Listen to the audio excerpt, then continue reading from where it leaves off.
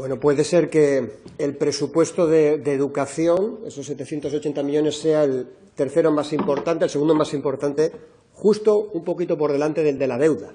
Y, sin embargo, uno y otro no reciben en absoluto el mismo tipo de tratamiento. Cuando hablamos de educación, a la mínima oportunidad identificamos eficiencia con recorte. Esto no lo ha explicado la portavoz del Partido Socialista. Y, sin embargo, cuando hablamos de la deuda, no vemos problema ninguno en que se amplíe. Independientemente de que en este momento en absoluto contribuya esa deuda a mejorar las condiciones de vida de la ciudadanía, sino que constituya en el medio y largo plazo un lastre.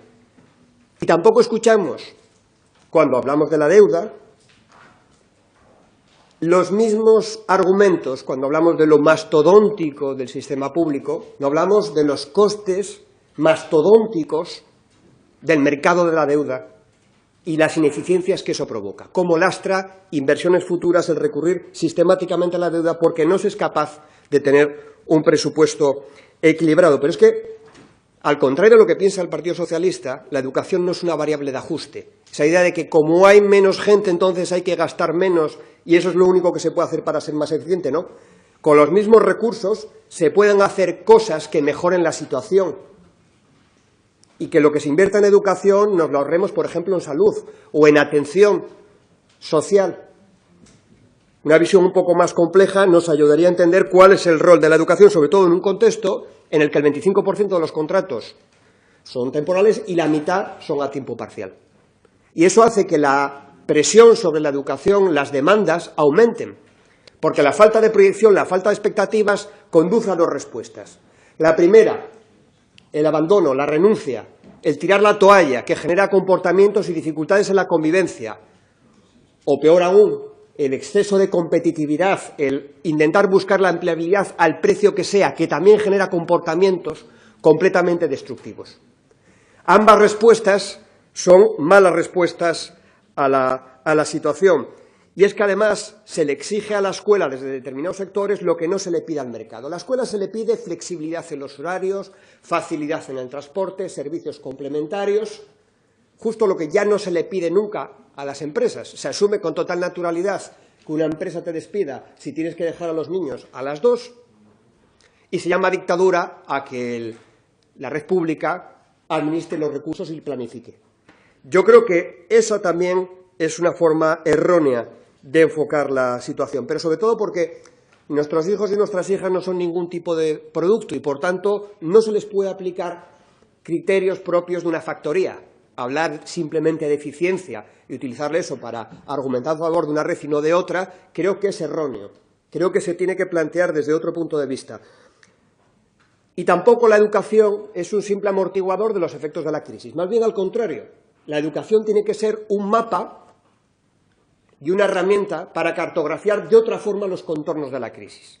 Y este papel que tiene la educación y su relación con la economía lo entendían muy bien aquellas empresas de extracción minera que llegaron a las cuencas del Caudal y del Nalón. Cuando se implantan a mediados del siglo XIX tienen muy claro que es necesario una red de escuelas, no solamente por facilitar la mano de obra, que entraba y salía a la mina con un grado alto de precariedad y de mortandad, sino sobre todo para mantener vínculos sociales. Y por eso facilitaron que llegasen órdenes como la Salle o las dominicas antes de que llegase un Estado que estaba en pañales, y también la influencia de instituciones como la Institución de Libre Enseñanza. Lo tenían muy claro cuál era el papel de la educación, que iba mucho más allá de la cuestión de una simple industria.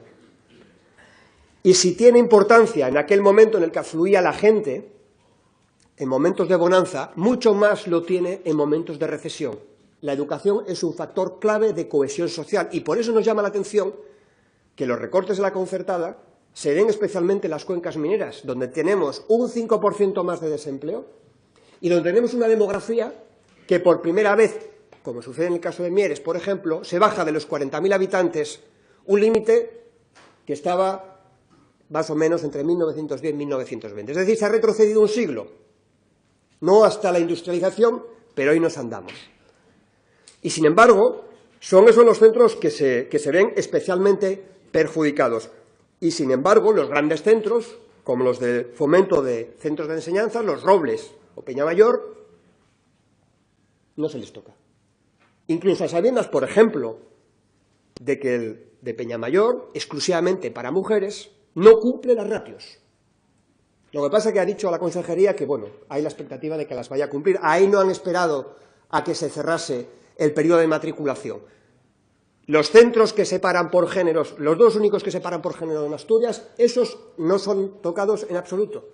Y, sin embargo, las zonas más desfavorecidas y más vulnerables, sí. Pero es que, curiosamente, cuando se utilizan como ejemplo de las bondades de la concertada, se utilizan precisamente aquellos centros que más cerca pueden estar de atender necesidades, de facilitar la integración, porque es que no faltan ejemplos también dentro de la concertada, por supuesto, pero no son precisamente los más respaldados por la Administración pública.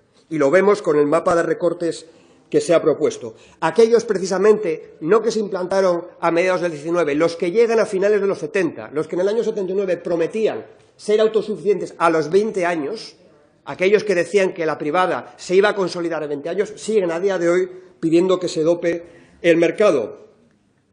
Desde luego que no compartimos el cierre de aulas en la pública y tampoco el método seguido ni la propuesta realizada en el caso de la concertada. Sobre todo, insisto, porque se ha favorecido a aquellos centros con mayores recursos y mayor ventaja comparativa. La ratio, que se plantea como criterio neutro, al final lo que ha permitido es consolidar las desigualdades. Es lo que sucede en un sistema que es desigual, aplicas una norma homogeneizadora y la desigualdad se perpetúa.